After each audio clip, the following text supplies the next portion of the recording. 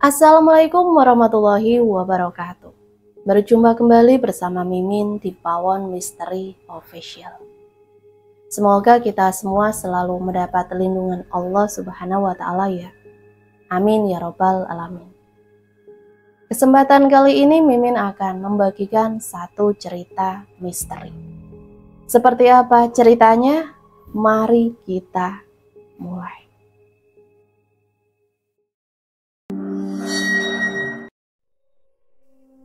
Tawa seorang wanita terdengar berat dan melengking di telinga Kang Bahri.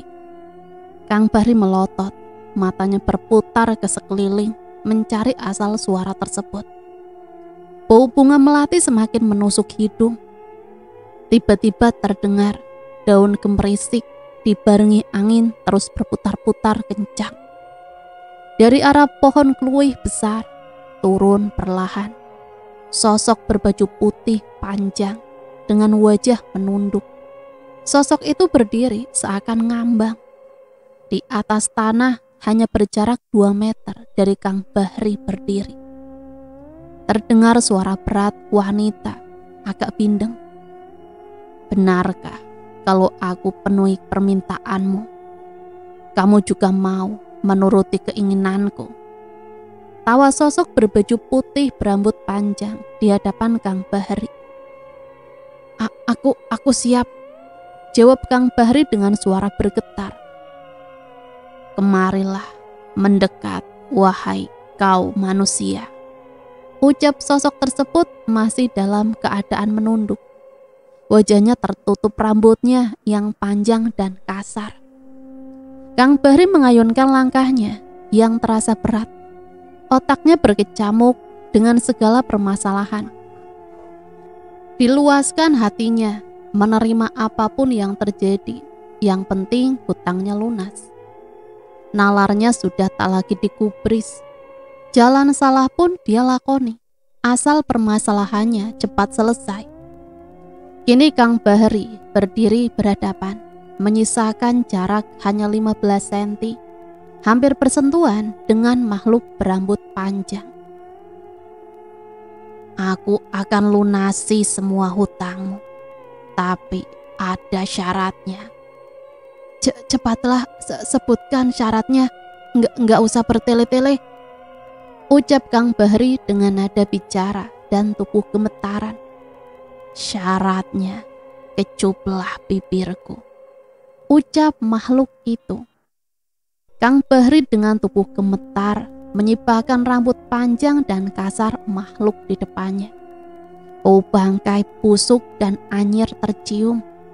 Kang Bahri tertegun mematung, melihat pemandangan di hadapannya yang hanya berjarak 10 cm tersebut. Wajah makhluk itu rusak, penuh luka robek-robek, mengeluarkan aroma busuk. Darah bercampur nanah mengalir. Lendir hijau kehitaman, nanah dipenuhi belatung yang bergerak-gerak, membuat mual Kang Bahri. Ciumlah bibirku, itu syaratnya. Terbayang esok petugas bank akan datang dan menyita rumahnya di pikiran Kang Bahri. Dengan erat Kang Bahri merangkul lalu mencium bibir makhluk tersebut. Beraneka rasa terasa di perut Kang Bahri.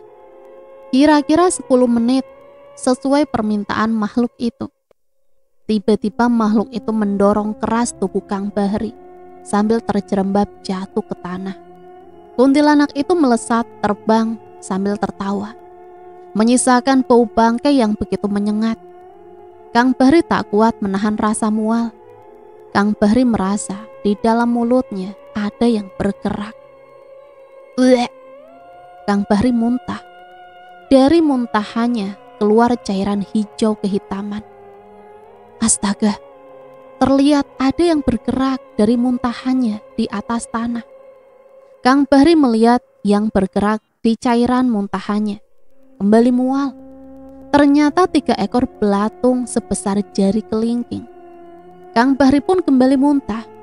Keringat dingin bercucuran dari dahinya. Kang Bahri tubuhnya ambruk terkapar pingsan. Azan subuh berkumandang. Seperti biasa, kehidupan di desa para istri biasanya sudah bangun selesai sholat subuh. Para istri biasanya masak untuk bekal ke sawah dan ladang. Begitupun istri Kang Bahri, sebut saja Rusmini. Beliau pun sudah bangun.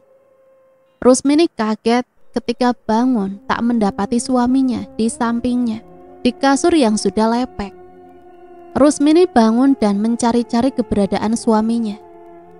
Rusmini mencari di dalam rumah, namun suaminya tak ada. Beliau nampak kebingungan. Setelah dicari ke halaman, betapa terkejutnya Rusmini mendapati suaminya pingsan di bawah pohon kluweh besar. "Pak, kenapa tidur di sini?" Rusmini menggoyang-goyang tubuh suaminya supaya bangun. Rusmini menepuk pipi Kang Bahri supaya bangun. Perlahan mata Kang Bahri terbuka, namun di luar dugaan. Kang Bahri berteriak kencang sambil mendorong tubuh Rusmini. Setan! Kang Bahri berlari kencang masuk ke rumahnya. Tanpa sadar, ia membanting pintu dengan kencang. Rusmini jatuh terjerembab ke tanah kaget. Beliau heran kenapa suaminya menyebut dia setan. Beberapa saat Rusmini baru sadar, ternyata dia masih memakai mukena. Pantas saja Kang Bahri kalap dan menyangkanya hantu. Rusmini bangun dan melepas mukena atasnya sambil mesem-mesem mengingat kejadian tadi. Rusmini masuk ke dalam rumah, mendapati suaminya berselimut menutupi seluruh badan, posisi nungging dengan tubuh gemetaran. Rusmini tersenyum melihat tingkah laku suaminya. Perlahan mendekati sambil berbicara. "Kang, ini aku Rusmini, istrimu, bukan setan." Mendengar suara Rusmini, perlahan sambil mengintip, Kang Bahri membuka selimutnya. Rasa takut masih membayanginya. "Benarkah kau Rusmini, istriku?" ucapnya, bertanya pada Rusmini. "Emang akang kira aku siapa?" Istrinya balik bertanya. Kang Bahri membuka selimut yang menutupi tubuhnya, kemudian bangkit duduk di pinggir dipan di samping istrinya. Rusmini menatap suaminya keheranan dengan tingkah lakunya. "Emang sebenarnya ada apa sih, Kang?" tanya Rusmini sambil menatap tajam ke arah wajah suaminya yang terlihat masih tegang. "Nggak ada apa-apa," ucap Kang Bahri berbohong. Rusmini meninggalkan suaminya untuk masuk ke dapur. Waktu cepat berlalu. Kang Bahri nampak gelisah. Jam dinding menunjukkan pukul 9 pagi. Terdengar suara mesin mobil memasuki halaman rumah. Kang Bahri berlari ke belakang menemui istrinya. Kang Bahri tahu yang datang adalah petugas bank yang akan menyita rumahnya karena sudah nunggak pembayaran angsuran. Kang Bahri menemui istrinya yang sedang memasak di dapur. "Bu, petugas bank sudah datang. Bilang saja aku lagi tidak ada di rumah. Sedang mencari pinjaman untuk setoran. Besok baru pulang," ucap Kang Bahri pada istrinya agar berbohong kepada petugas bank. Kang Bahri bergegas masuk ke dalam kamar, lalu masuk sembunyi di kolong dipan tempat tidurnya. Terdengar suara ketukan dan salam dari pintu depan. Rusmini bergegas menjawab salam dan membukakan pintu. Nampak 3 orang petugas bank, 2 laki-laki dan seorang wanita yang membawa tas. "Pak Bahrinya ada, Bu?" tanya wanita petugas bank tersebut. Rusmini mempersilahkan petugas bank duduk di ruang tamu yang sudah usang sofanya dan mejanya. Rusmini menjelaskan sesuai pesan suaminya. Petugas bank mengangguk mengerti. "Begini, Bu, tadi pagi ada yang mengaku sebagai istri Pak Bahri dan beliau melunasi semua tunggakan Pak Bahri. Setelah kami hitung ada kelebihan 5 juta. Rusmini hanya terdiam, melongo mendengar penjelasan laki-laki gendut petugas bank tersebut. Petugas bank wanita berbicara menyambung penjelasan temannya. Iya Bu, saya teller yang melayani pembayaran. Setelah tanda tangan pelunasan, istri Pak Bahri izin ke toilet, tapi nggak pernah datang lagi.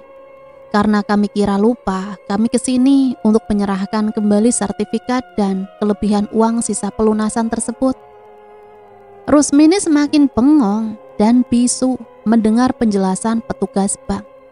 Setelah berbahasa basi, petugas bank pun minta tanda tangan Rusmini sebagai bukti, lalu minta izin pamitan. Rusmini masih terpaku di depan pintu, memandang mobil Kijang Super yang ditumpangi petugas bank keluar dari halaman rumah. Dalam lamunannya, tanda tanya, siapa? Sosok wanita yang mengaku sebagai istri suaminya dan melunasi hutang di bank. Rusmini tersadar dari lamunannya, bergegas masuk dan menutup pintu. Rusmini berjalan memasuki kamar, lalu memanggil suaminya keluar dari kolong dipan. Kang Bahri keluar dari kolong dipan sambil cengar-cengir, lalu duduk di sisi dipan dengan istrinya. Namun tiba-tiba, tangan Rusmini mendarat di pipi kanan kirinya. Siapa wanita yang ngaku istri Akang dan membayar hutang bank? Jujur Kang. Dibarengi isak tangis Rusmini, Kang Bahri memegang pipinya sambil bengong. Kang Bahri tak mengerti ucapan istrinya. Biarpun tampangnya pas-pasan, Kang Bahri laki-laki setia. Biarpun sudah 10 tahun rumah tangganya belum dikaruniai buah hati, namun Kang Bahri tak pernah berpaling ke lain hati. Coba ibu jelasin, istri siapa? Tanya Kang Bahri sambil mengelus-elus rambut Rusmini, istrinya. Rusmini pun memberikan sertifikat dan uang yang masih rapi terikat ke tangan Kang Bahri, lalu menceritakan apa yang disampaikan petugas bank tadi.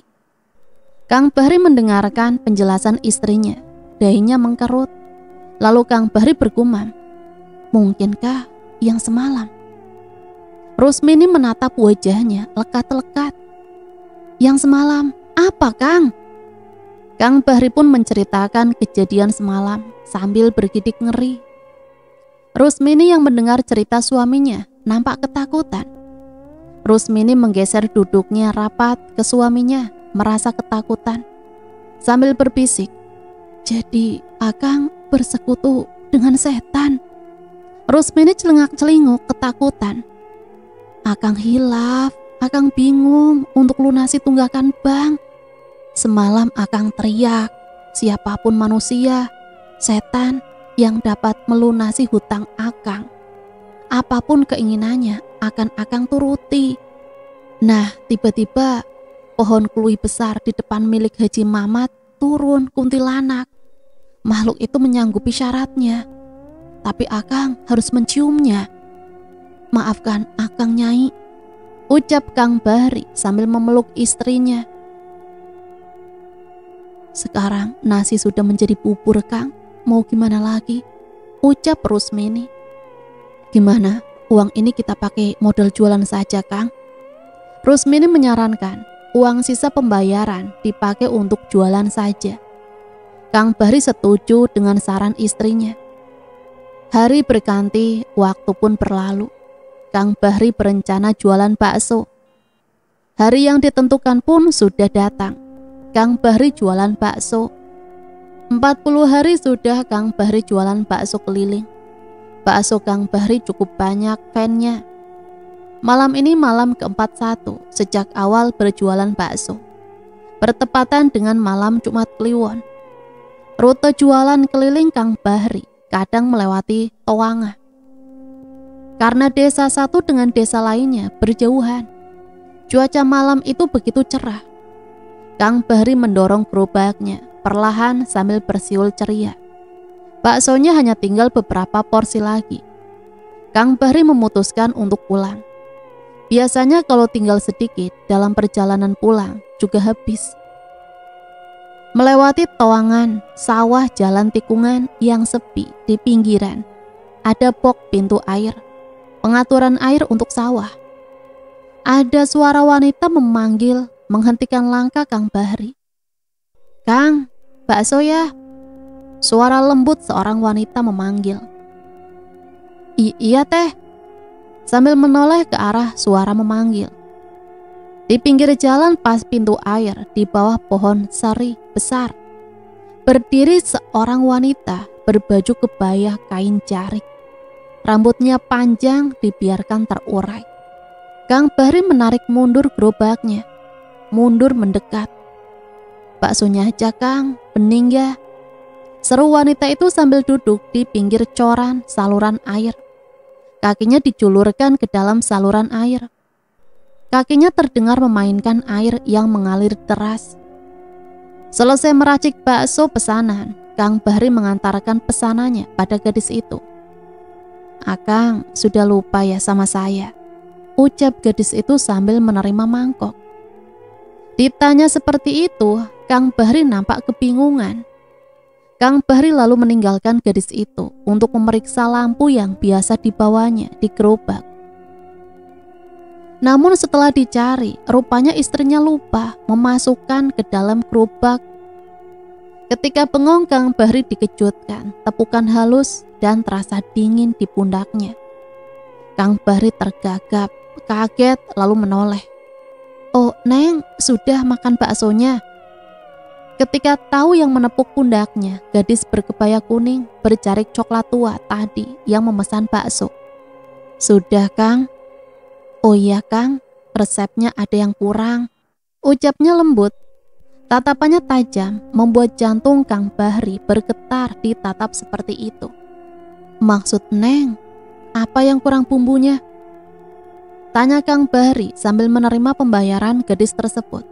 Uang pecahan 20.000. Kang Bahri membuka laci, hendak mengembalikan uang kembalian. Namun gadis itu menolak halus. Besok-besok tambahkan susu cair 5 sendok di kuah bakso Akang, ucap gadis itu sambil berlalu pergi. Kang Bahri mengangguk, mengerti, lalu siap melanjutkan perjalanan. Kang Bahri lupa menanyakan gadis itu tinggal di mana. Ketika Kang Bahri menoleh, aneh, baru juga beberapa langkah berjalan. Kang Bahri menoleh ke arah belakang untuk menanyakan siapa nama gadis itu. Gadis berkebaya kuning itu sudah raib. Kang Bahri bingung, di situ tak ada rumah, hanya jalan berbatu yang berlubang dan pintu pengaturan air sawah serta sebuah pohon yang besar. Tak jauh dari pintu air ada sebuah pohon albasia yang super gede, mungkin usianya sudah ratusan tahun. Dan menurut cerita dari mulut ke mulut angker. Tapi selama berjualan dan melewati tempat itu, setiap harinya Kang Bahri belum pernah mengalami kejadian ganjil. Baru malam ini saja hal itu terjadi. Kang Bahri menggaruk-garuk kepalanya, tak gatal. Kemana perginya gadis itu? Kok cepat sekali jalannya? Suara burung hantu terdengar seram, membuat bulu kuduk Kang Bahri berdiri. Kang Bahri bergegas melanjutkan perjalanannya untuk mengurangi rasa kantuknya. Kang Bahri bersiul-siul sambil mendorong gerobaknya. Rumah Kang Bahri tinggal melewati satu desa lagi. Terlihat seorang ibu menggendong anaknya yang masih berusia sekitar 3 tahunan. Ketika memasuki desa dan berpapasan dengan Kang Bahri yang mendorong gerobak baksonya, anak kecil yang digendong ibunya itu menangis histeris dengan keras.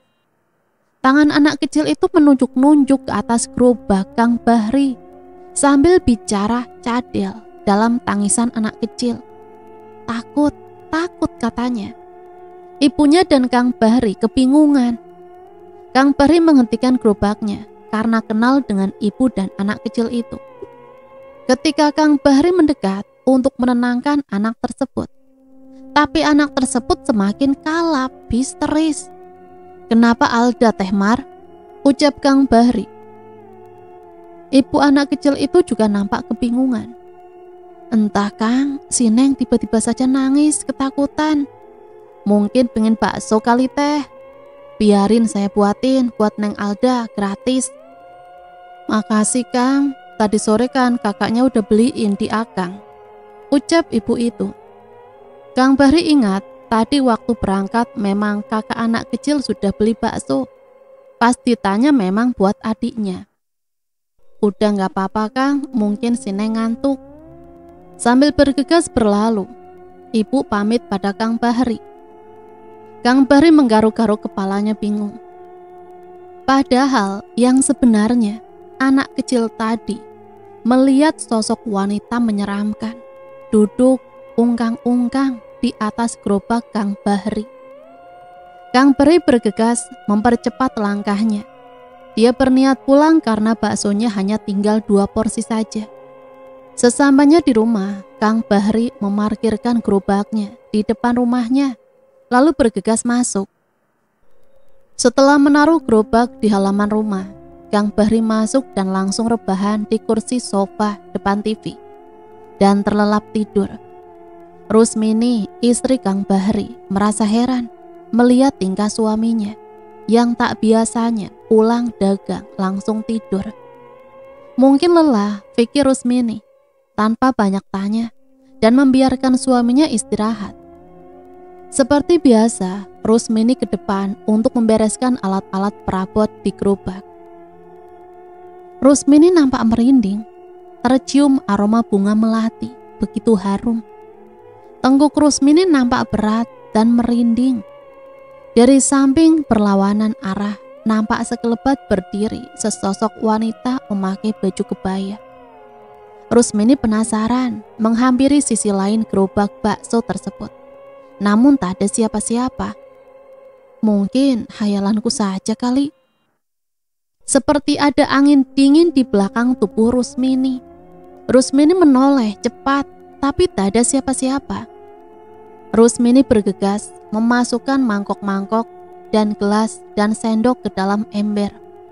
Ketika memeriksa laci uang, Rusmini menemukan 3 buah bunga melati keraton. Mungkin untuk pengharum laci, pikir Rusmini. Mata Rusmini tertuju pada pojok laci tempat uang ada sebuah bungkusan dari kain cukup besar. Rusmini keheranan, bungkusan kain putih apa? Cukup kandel dan besar. Biasanya suaminya selesai jualan, uangnya ditaruh di dompetnya. Perlahan Rusmini membuka bungkusan kain mori tersebut. Tercium aroma minyak sholat dari kain mori tersebut. Betapa terkejutnya Rusmini setelah membuka bungkusan tersebut. Ternyata uang tunai yang masih terikat rapi, seperti baru diambil dari bank. Terpampang jelas ikatan kertasnya, 10 juta. Rusmini terbengong menatap seakan tak percaya dengan uang di genggamannya. Kang Bahri tertidur lelap. Dalam tidurnya, dia bermimpi ditemui seorang gadis cantik berkebaya kuning. Kang Bahri menatap ke sekeliling. Dia sepertinya kenal tempat itu, tapi entah di mana. Kang Bahri duduk di pinggir sebuah danau yang dikelilingi taman bunga. Gadis berkebaya kuning itu menghampiri dan menyapa. "Kang, masih ingat gak sama Nyai?" ucapnya. Kang Bahri nampak kebingungan ditanya seperti itu. Sik, siapa Nyai ini?" ucap Kang Bahri dengan wajah bingung. "Aku istrimu, Kang," ucap gadis cantik tersebut. Kang Bahri semakin bingung dengan pengakuan gadis cantik tersebut. Istriku? Ah, Nyai mah bercanda ini. Istriku Rusmini, anaknya Pak Slamet, bukan kamu," ucap Pak Bahri. Gadis itu mendekat lalu melingkarkan tangannya di leher Kang Bahri. Kang Bahri gelagapan menerima perlakuan dari gadis cantik tersebut. Lengan gadis itu dikalungkan di leher Kang Bahri. Tercium aroma melati. Cuma tinggal 3 inci wajah gadis itu bersentuhan dengan wajah Kang Bahri. "Kang, bangun Kang." Tubuh Kang Bahri digoyang-goyang, dibangunkan Rusmini istrinya. Kang Bahri kaget terbangun dari tidurnya. "Ada apa?" Dengan mimik kaget Kang Bahri mengucek matanya. "Coba lihat Kang." Rusmini menyodorkan bungkusan tebal kain putih. sambil menerima bungkusan kain tersebut. Kang Bahri bertanya sambil menatap tajam wajah istrinya. "Bukalah Kang, lihat isinya." Rusmini menyuruh Kang Bahri untuk membuka ikatan pada bungkusan kain mori tersebut. Betapa kagetnya Kang Bahri melihat isi bungkusan kain mori tersebut. Uang siapa ini, Bu?" Mulut Kang Bahri ternganga, melongo sambil menatap istrinya. "Aku kira uang simpenan Akang," jawab Rusmini. "Aku nggak nyimpan uang di laci, apalagi sebanyak itu, Bu," jawab Kang Bahri masih dengan nada bingung dan keheranan. Cukup lama suami istri terdiam, membisu, hanya saling pandang. Perlahan memecah kebisuan. Rusmini berbicara, "Kang, simpen aja uang ini, mungkin bisa buat nambah modal." Kang Bahri menganggukkan kepalanya. Rusmini berjalan mendekat, lalu duduk di samping Kang Bahri di atas sofa. Kepala Rusmini disandarkan di bahu suaminya. "Kang, aku mau kasih kabar gembira," ucapnya perlahan. Kang Bahri mengelus rambut istrinya sambil tersenyum. "Kabar apa, Bu?" "Aku hamil, Kang." Kang Bahri menatap wajah istrinya seakan tak percaya dengan wajah berbinar. "Iya, Kang, sudah 3 bulan lebih. Aku tadi periksa di bidan desa," ucapnya sambil tersenyum manis. "Alhamdulillah ya, Bu. 10 tahun sudah kita menikah, Bu. Akhirnya dikabulkan," ucap Kang Bahri riang. Terdengar suara pintu dibanting dari pintu depan. Kang Bahri dan istrinya saling pandang. "Siapa itu, Bu?" tanya Kang Bahri. "Entah, Kang, pintu depan sudah kututup tadi." Mereka berdua pun lalu beranjak bergegas berjalan ke depan melihat pintu. Ternyata pintu tak bergeming sedikit pun, seperti tak ada orang yang masuk ataupun keluar. Mereka berdua pun saling pandang. Harum bunga melati tercium semakin menyengat. Angin berhembus terasa dingin, padahal ruangan itu jendelanya tertutup rapat semua. Tiba-tiba, "Aduh, Kang, perutku sakit, Kang," jerit Rusmini sambil memegangi perutnya. Kang Bahri kebingungan melihat istrinya yang merintih kesakitan. "Kenapa, Bu?" tanya Kang Bahri sambil memapa istrinya. Rusmini menangis memegangi kakinya. Darah segar mengalir deras turun dari kakinya, membasahi lantai. Kang Bahri kebingungan melihat istrinya menahan rasa sakit yang sangat. "Tunggu dulu ya, Bu, aku panggil Maisah." Sambil berlari, Kang Bahri berlari ke rumah tetangganya yang berjarak 100 meter. Pintu diketuk dengan keras sambil mengucap salam. Kang Bahri gelisah dan begitu khawatir pada istrinya di rumah. Tak lama salam dijawab dan perlahan pintu dibuka. "Oh, Jang Bahri, ada apa, Kasep?" tanya nenek tua umuran 70-an. Maisah, orang memanggilnya. Beliau dikenal sebagai Mak Praji di kampung Pamahan tersebut. Tubuhnya gemuk, pendek, dan suka nginang, dan seorang perokok berat. Anu Mak, tolongin istri saya di rumah," ucap Kang Bahri sambil menyeret tangan Maisah karena gugup. "Sabar, Jang, sabar. Ada apa? Cerita dulu." Kang Bahri nampak bingung dan gelisah. Maisah meyakinkan agar Kang Bahri pulang terlebih dahulu. Dengan setengah berlari, Kang Bahri kembali pulang. Burung hantu bernyanyi membuat suasana perjalanan Kang Bahri serasa mencekam. Kang Bahri tak peduli, setengah berlari menembus gelapnya malam. Sesampainya di halaman rumah, betapa terkejutnya dan setengah tak percaya. Sambil mengucek-ngucek matanya untuk meyakinkan diri Kang Bahri. Maisah, itukah Mak?" tanyanya. Maisah yang tadi masih di rumah, kenapa udah ada di depan Kang Bahri? Kang Bahri bingung dan bengong, tak percaya dengan penglihatannya. "Ayo cepat, bukakan pintu, kasihan istrimu," ucap Maisah menyadarkan Kang Bahri dari bengongnya. Maisa, dukun praji yang cukup terkenal. Kang Bahri pernah mendengar dari bisik-bisik tetangga kalau Maisa itu punya ilmu kidang kencana. Ilmu berjalan, berlari cepat, dan baru kali ini Kang Bahri menyaksikannya sendiri.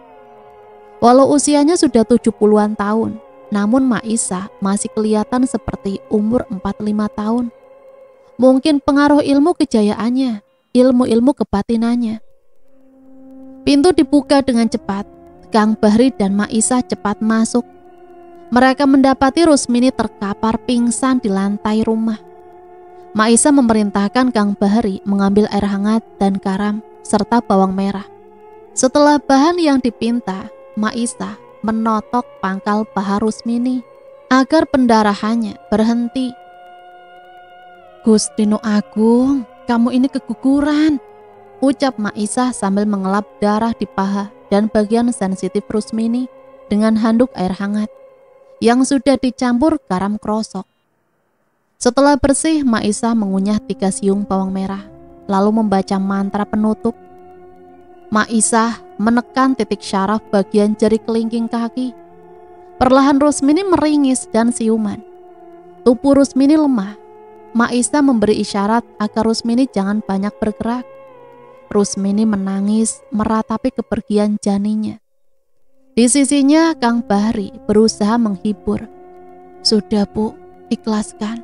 Mungkin Allah lebih sayang sama anak kita," ucapnya dengan mata berkaca-kaca. Maisa membacakan mantra pada segelas air putih supaya Rusmini tenang. Maisa dengan lemah lembut memberi nasihat agar Rusmini tegar dalam menghadapi musibah. Maisa pun pamit karena malam semakin larut. Maisa berpesan pada Kang Bahri ketika mengantar sampai pintu depan. "Jang, putuskan perjanjianmu," ucapnya. Namun Kang Bahri bingung dengan ucapan Maisa. Apa yang dimaksud putuskan perjanjian? Kang Bahri masih mematung. Kepergian Maisa sampai tak terlihat, terhalang pohon kluwih besar di pembatas halaman dan kebun kosong. Maisa bukanlah mak praji biasa. Beliau sudah kenyang asam garang. Burung hantu bernyanyi, menyampaikan aura mistis yang mencekam. Tiba-tiba sekelebat bayangan putih bergerak cepat menyambar ke arah Maisa. Dibarengi suara lengkingan tawa yang membuat jantung berdebar. "Benar saja rupanya kau, hai makhluk jelek yang telah mengambil janin Rusmini. Tunjukkan wujudmu, makhluk jelek rupa," bentak Maisa sambil melompat menghindari serangan sosok putih yang berkelebat. Sesosok berpakaian putih, sobek-sobek, berwajah rusak, penuh nanah dan belatung, duduk cantik di dahan pohon kluwih besar sambil tertawa. "Hai Isa, jangan ikut campur urusanku," ucap makhluk itu. "Sudah 20 tahun kita tak bertemu. Ternyata kau masih saja sama seperti dulu," bentak Maisa sambil memasang kuda-kuda. Maisa tahu yang dihadapinya adalah musuh lamanya, Ratu Kuntilanak, Nyai Selasih, dari Gunung Botak. Siluman kuntilanak yang ganas, pemakan janin bayi. Seperti makhluk ini dipelihara seseorang sebagai sarana pesugihan. Kuntilanak Nyai Ratu Selasih menyerang ganas ke arah Maisa. Cakaran kukunya tajam mengarah tepat di arah wajah dan leher Maisa. Dengan sigap, Maisa melompat menghindar. Dan pada satu kesempatan, Maisa melompat cepat sambil tangannya secepat kilat menjambak rambut Ratu Kuntilanak tersebut. Terdengar jeritan pilu kuntilanak terkena hantaman tangan Maisa yang sudah dialiri energi ajian Kidung Waringin Sungsang.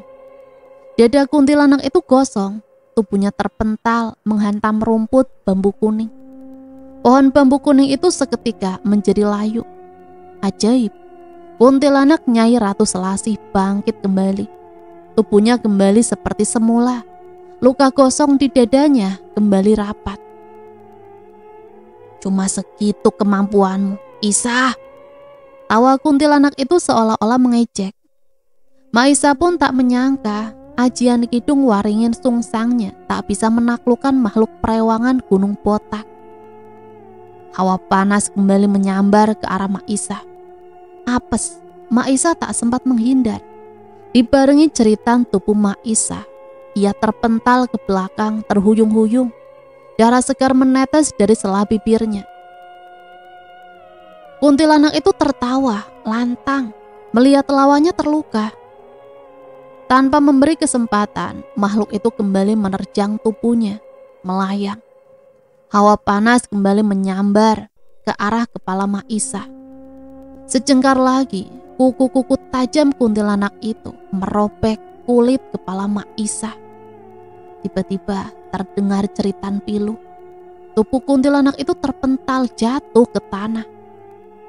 Sejengkal lagi kuku tajam makhluk buruk rupa itu merobek dan mengoyak kulit kepala Maisa. Belum juga berhasil, ada hawa dingin berputar tepat mengenai dada kuntilanak tersebut. Sosok yang menyelamatkan Maisa ternyata seorang laki-laki tua berpakaian kuku hitam, memakai sarung dan berikat kepala sorban hijau. Maulin Suwandi, ucap Maisa setelah tahu orang yang menolongnya. Padahal Maisa sudah pasrah. Serangan pertama Nyai Ratu Selasih, si kuntilanak buruk rupa itu, telah mengakibatkan luka dalam. Alhamdulillah wa syukurillah, gak kenapa-napa kamu Isa, ucap laki-laki tua itu sambil menghampiri Maisa. Alhamdulillah Kang, ucap Maisa sambil terbatuk-batuk. Darah segar masih keluar. Lelaki tua itu membantu Maisa yang terluka dalam. Siapa kok ikut campur urusanku? Kuntilanak Nyai Ratu Selasih kembali bangkit.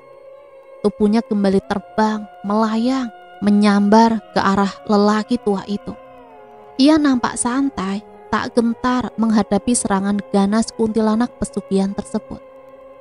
Jarak 50 cm lagi, kuku tajam kuntilanak itu mengoyak wajah kakek tua tersebut.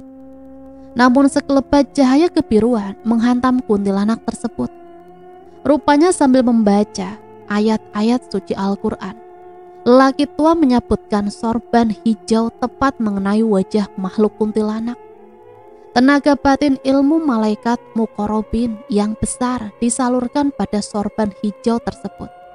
Sukses membuat kuntilanak itu menjerit pilu. Tubuhnya terpental jatuh ke tanah dan menjadi bola api, lalu melesat ke langit menyisakan jeritan panjang yang pilu. Alhamdulillah, Maha besar Allah atas kuasa dan kehendaknya, ucap lelaki itu sambil mengusap wajahnya. Mu'alim Suwandi adalah salah satu tokoh ulama mumpuni. Beliau dikenal sebagai ulama dan memiliki ilmu kasyaf dan batin tingkat tinggi. Maisa mulai stabil kondisinya, mulai membaik setelah diberi minum air putih yang telah dibacakan ayat-ayat Al-Quran.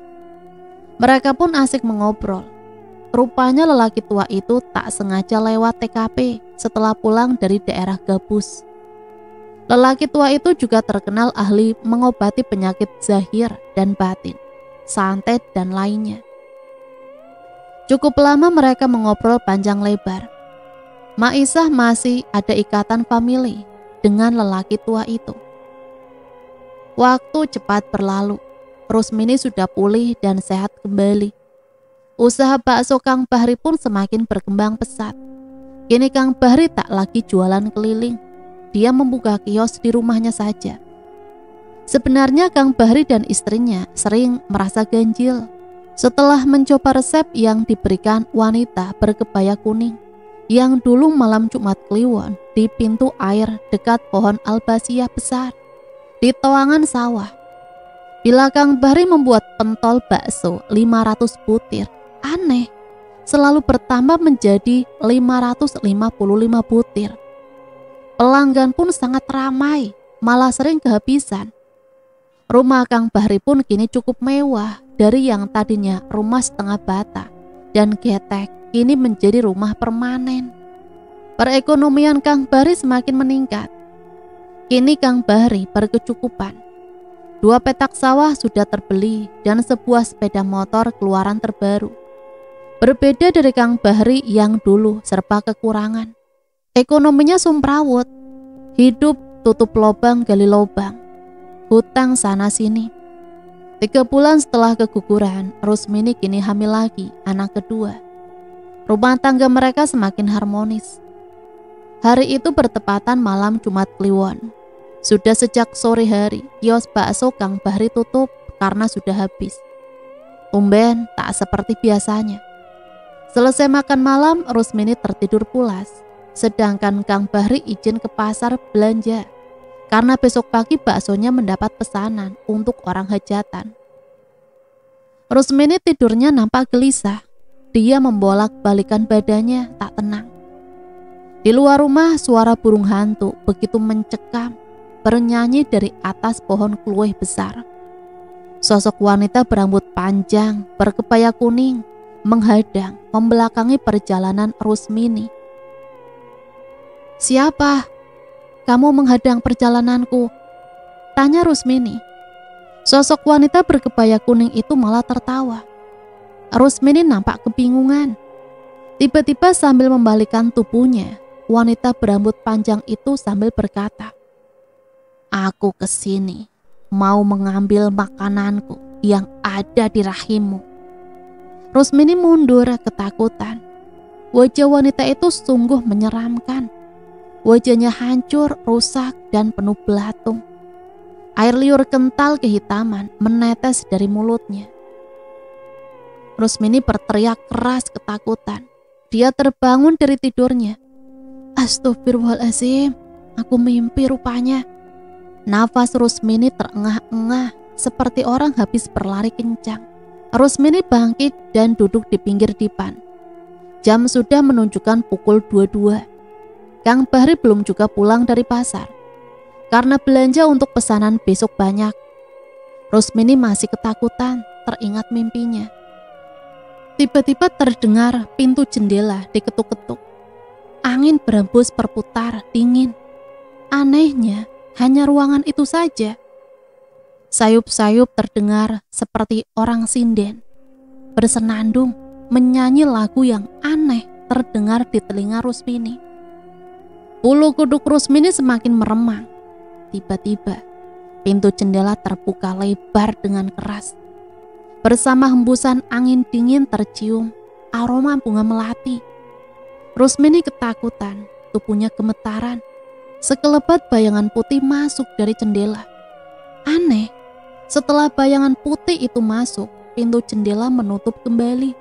Lampu di kamar itu pun padam dengan sendirinya. Di hadapan Rusmini, duduk di kursi rias membelakangi sesosok wanita. Berambut panjang berkebaya kuning. Siapa kau?" Rusmini gelisah, tubuhnya gemetaran, rasa takut semakin menyelimuti. Wanita berkebaya kuning itu membalikkan tubuhnya, kini menghadap ke arah Rusmini. Rusmini menjerit ngeri melihat wajah wanita berkebaya kuning tersebut. Wajahnya rusak, tak beraturan, dipenuhi binatang bergerak-gerak berwarna putih. Belatung-belatung itu seperti asik menikmati daging busuk di wajah busuk wanita tersebut. "Aku, Nyai Ratu Selasih, yang selama ini membantu kalian meraih kesuksesan." Rusmini melongo mendengar ucapan makhluk itu. Sejak kapan mereka bersekutu dengan demit? Sejuta pertanyaan membuatnya pusing. Untuk apa kau kesini? Sudah saatnya aku makan. Belum juga Rusmini sadar akan bahaya yang mengancamnya. Sekejap mata, makhluk itu kini sudah berada duduk di sisinya. Wajah mereka saling tatap, hanya berjarak 10 cm saja. Seperti tersengat listrik, tubuh Rusmini kaku, tak bisa digerakkan. Perut Rusmini terasa diperas dengan begitu kuat. Rasa sakit tak bisa digambarkan. Tulang-tulang di tubuhnya terasa hancur. Air mata mengalir deras membasahi pipinya. Rusmini ingin berteriak, menahan rasa sakit yang super dahsyat. Sungguh aneh, mulutnya seakan terkunci rapat, tak bisa bersuara. 10 menit berlalu. Rusmini mengeluarkan darah yang sangat banyak, membasahi kaki, mengalir ke lantai. Karena tak kuat menahan rasa sakit, Rusmini terkapar pingsan di atas dipan. Setelah melihat Rusmini pingsan, makhluk jelek rupa Nyai Ratu Selasih melayang terbang, melewati jendela sambil tertawa. Kang Bahri bergegas membuka pintu rumah ketika sampai di halaman rumah. Melihat sekelebat bayangan putih melayang terbang dari jendela rumahnya. Perasaannya gelisah, tak enak hati. Benar saja, ketika memasuki kamar, dia melihat Rusmini terkapar dengan darah memenuhi lantai. Kang Bahri teriak kencang sambil merangkul memeluk istrinya. "Bu, kenapa Bu? Apa yang terjadi?" Mengetahui istrinya pendarahan, Kang Bahri lari menuju rumah Mak Isa. Baru juga sampai di halaman rumah, Kang Bahri terkejut. Mak Isa sudah berjalan menuju ke rumahnya bersama seorang kakek tua. "Sudah kuduga, ayo cepat masuk dan ambil air hangat, bawang dan garam krosok."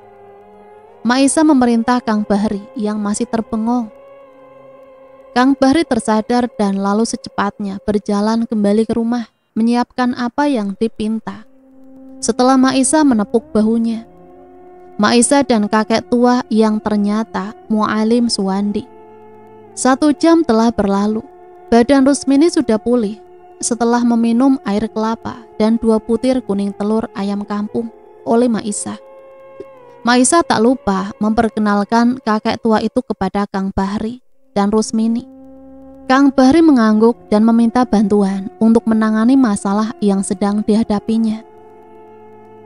Kakek tua itu memejamkan matanya, memohon kepada Yang Maha Kuasa untuk melihat flashback kejadian setahun lebih yang lalu. Dalam penglihatan beliau, terlihat awal perjanjian Kang Bahri yang tak sengaja minta bantuan Ratu Kuntilanak Nyai Selasih dari Gunung Botak untuk melunasi hutangnya. Siapa sebenarnya Ratu Kuntilanak itu? Ternyata dulunya adalah perewangan pemilik kebun luas tetangga Kang Bahri. Pohon klueh yang depan rumahnya adalah tempatnya tinggal. Karena lupa memberi tumbal, sekeluarga mati kecelakaan. Mobilnya masuk jurang di Cadas Pangeran.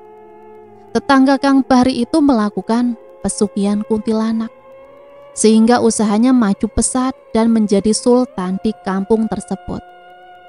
Kakek tua itu menceritakan semua awal masalah kejadian yang menimpa Kang Bahri. "Baiklah, sekarang sudah waktunya kita putuskan perjanjianmu, Jang," ucap kakek tua sambil mengajak mereka keluar rumah. Jam dinding berdentang menunjukkan pukul 12 malam. Kakek itu melaksanakan sholat hajat 2 rakaat, dilanjut zikir. Tak berapa lama angin besar. Aneh, hanya berputar-putar saja di pohon kluih besar. Harum bunga melati begitu menusuk hidung. Kadang berganti bau bangkai yang bikin mual. Suara tawa dan suara bising seperti ribuan lebah terdengar jelas. Sekelebat bayangan putih turun dari pohon itu.